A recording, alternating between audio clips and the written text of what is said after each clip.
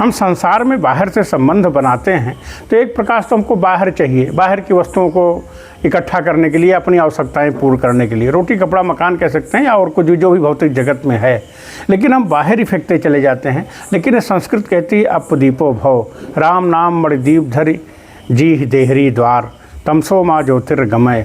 इतना ज्योत पे जोर क्यों देती है? उस ज्योत का मनोविज्ञान क्या है? ज्योत का मनोविज्ञान यही है इसमें कि जो आप बाहर फेंकते रहते हो उस स्रोत को पा जाओ अपने।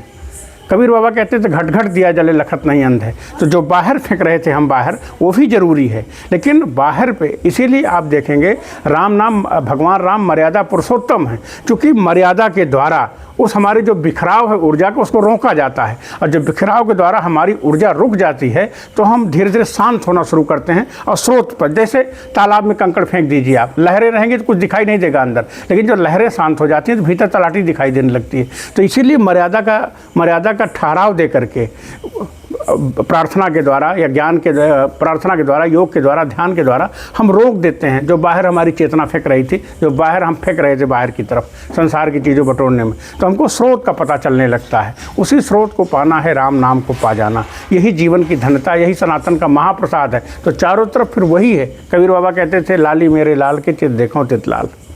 तो आइए इस दीपावली के महापर्व पे सनातन का महाप्रसाद पाते हैं। बाहर की वस्तुएं भी हम इकट्ठा करें, लेकिन ऐसी मर्यादा पालें, राम की मर्यादा ऐसी पालें कि परिवार समाज क्षेत्र कैसे हमको रहना है और कैसे दुनिया के साथ रहना है, कि जिससे हम बाहर ही विध्वंसक बन के न रह जाएं, बाहर ही बेवकूफ़ बन के न रह जाएं और मरने के बाद कुछ भी न हाथ आवे, लेकिन नहीं, राम नाम की ज्योत का पता चले। तो दीपावली, इसीलिए दीपावली मनाता आया है देश, कि उस प्रकाश से हमको पता चल जाए कि सबकर परम प्रकाशक, जो फिर जिसका कभी नाश नहीं है, जो अहर्निश ज्योत जल रही है, दीपक बारा नाम का महल भया उजियार। ये है दीपावली की सार्थकता। सभी को प्रणाम।